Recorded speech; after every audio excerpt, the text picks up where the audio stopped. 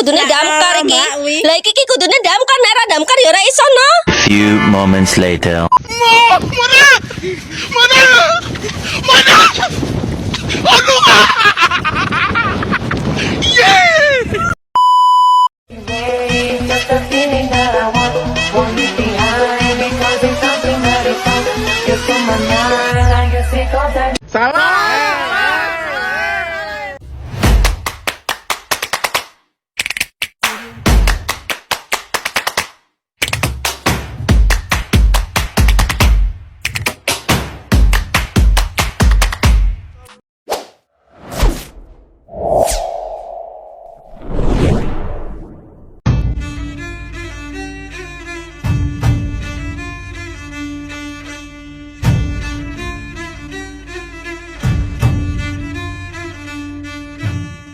Sumber penelitian adalah rujukan yang berupa data dan informasi yang terdiri atas data primer dan data sekunder.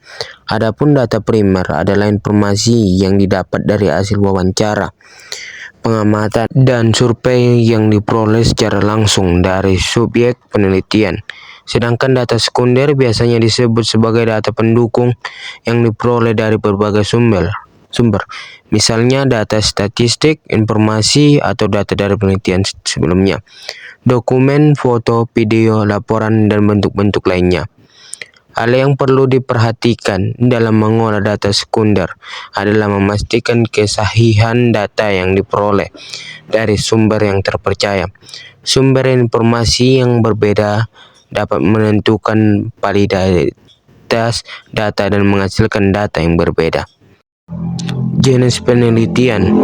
Pada penelitian kuantitatif, tujuan penelitian berfokus pada data yang bisa diukur secara numerik. Jadi, hasilnya bisa berupa presentasi atau peringkat seperti survei DCI tadi. Data dalam penelitian ini didapatkan dengan meminta responden untuk mengisi polling, survei, atau kuesioner hasil datanya. Nanti bakal diolah sesuai dengan statistik. Kalau data yang didapat ada banyak banget, kebanyakan penelitian akan menggunakan software yang bernama SPSS untuk mengolah datanya. Kalau data penelitian kualitatif dapat diukur secara numerik, penelitian kualitatif adalah kebalikannya, guys. Soalnya, penelitian ini menganalisis data sosial yang tidak dapat diukur secara angka. Contoh perilaku, persepsi, motivasi, atau fenomena lain yang dialami oleh subjek penelitian. Biasanya penelitian ini dilakukan dengan melakukan studi kasus, observasi, atau wawancara. Etika penelitian. Ketika kalian melakukan penelitian, terdapat etika, yaitu aturan yang seharusnya dilakukan selama proses kegiatan hingga pelaporan penelitian. Etika penelitian ini meliputi integritas bahwa penelitian yang kalian lakukan bukan hasil plagiasi atau menjiplak karya orang lain, serta mencantumkan berbagai sumber informasi baik dari buku, internet, jurnal, laporan penelitian sebelumnya, dan lain-lain. Hal yang penting dilakukan selama kegiatan penelitian adalah memperhatikan hak subjek penelitian. Ketika melakukan pengumpulan data, kalian wajib menyediakan surat kesediaan informed consent subjek penelitian untuk terlibat dalam penelitian. Peneliti tidak boleh memaksa subjek peneliti apabila tidak bersedia untuk terlibat dalam penelitian. Selama proses pengumpulan data, baik dengan wawancara maupun observasi, peneliti harus menjaga perilaku santun dan menghormat pendapat atau pandangan subjek penelitian.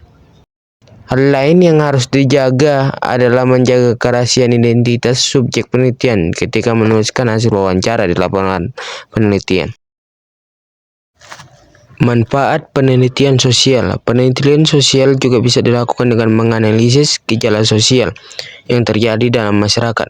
Penelitian ini membantu para ahli untuk mencari tahu penyebab, akibat, bahkan solusi dari gejala sosial yang diteliti. Dalam beberapa kesempatan, hasil dari penelitian sosial ini bisa dijadikan rujukan untuk pemerintah Tujuan supaya pemerintah bisa membuat kebijakan yang sesuai dengan kebutuhan dan kondisi sosial masyarakatnya. Jadi pemerintah bisa menghindari membuat kebijakan yang memberatkan rakyatnya. Terakhir, penelitian sosial dilakukan dengan referensi untuk penelitian lanjutan. Misalnya nih, ada ahli yang melakukan penelitian tentang perilaku pada masyarakat di pedalaman hutan Indonesia.